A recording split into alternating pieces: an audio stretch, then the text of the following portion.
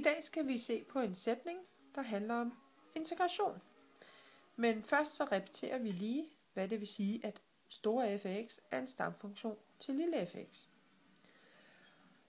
Hvis store f af x er en stamfunktion til lille f af x, så betyder det, at når man differentierer store f af x, så får man lille f af x.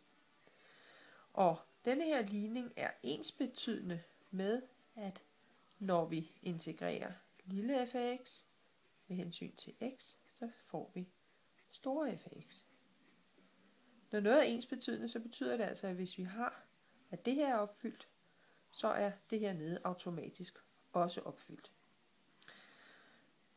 Ud af de her to ligninger, så kan vi faktisk også se, at integration og differentiation er hinandens modsatrettede operatorer.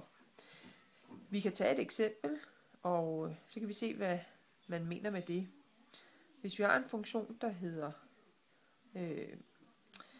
f af x er lig x i anden, så vil der være ske det, at hvis vi starter med at integrere f af x, så får vi altså integralet af x i anden, og det giver en tredjedel x i tredje plus en konstant. Hvis vi så, det er jo så store f af x, det er stamfunktionen. Hvis vi så bagefter differentierer vores stamfunktion, altså en tredjedel x i tredje plus en konstant, differentieret, så kender vi differentiationsregler.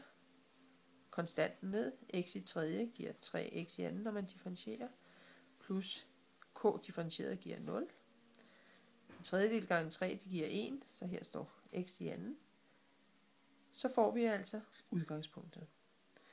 Så hvad har vi vist? Jo, vi havde en funktion, der hed x i anden. Vi starter med at integrere den, så får vi en tredjedel x i tredje plus konstanten. Det er stamfunktionen. Men hvis vi så derefter vælger at differentiere den, så når vi tilbage til udgangspunktet. Så integration og differentiation, hvis man udfører det efter hinanden, så kommer man tilbage til udgangspunktet, så har man altså faktisk ikke gjort noget.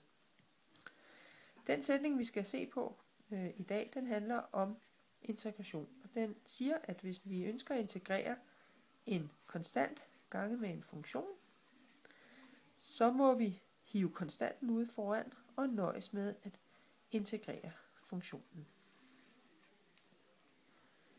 Når vi skal vise den, så benytter vi os af integrationsprøven.